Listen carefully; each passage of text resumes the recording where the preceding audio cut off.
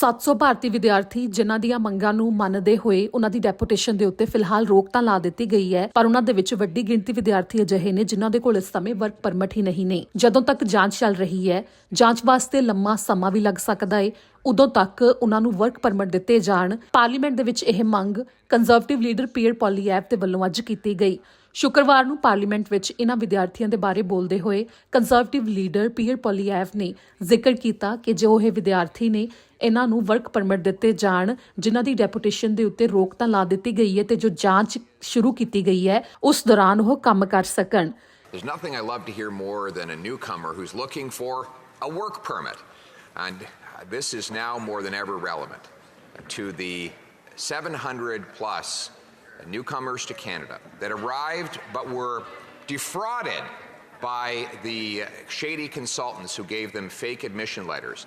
Now, we intervened to fight for those students to have their ability to stay here, complete their studies, and stay in their jobs. The government, we're pleased, has backed down to our demands and allowed these students to stay and work lawfully in this country. The problem is they don't yet have work permits. They want the ability to keep their jobs and contribute to our economy while they wait for their applications for permanent residency to go ahead. This is exactly what we want from newcomers, creating more powerful paychecks, contributing to our economy, building a better country for all of us.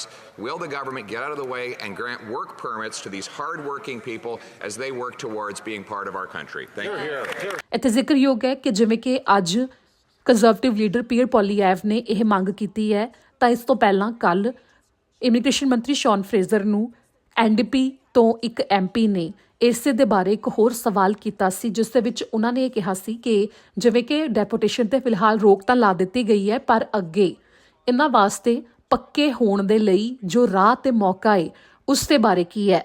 The honourable member for Vancouver East. International students who are victims of unscrupulous immigration agents should not be punished. They've invested everything they have to study in Canada. They've contributed to the economic, cultural and social fabric of our community. Halting the deportation and removal orders is a good first step. The minister said he's working on a long-term solution. However, what the student needs is a permanent residency status. Will the minister follow up to ensure that an alternate permanent residence pathway is made available to the victims of fraud? The Honourable Minister of Immigration. Mr. Speaker, I thank my honourable colleague for her question and her advocacy, along with members of this House that come from all parties that are represented in the House of Commons, to find a solution for innocent victims who were taken advantage of by fraudsters who allowed them to enter Canada on the basis of fraudulent letters of admission.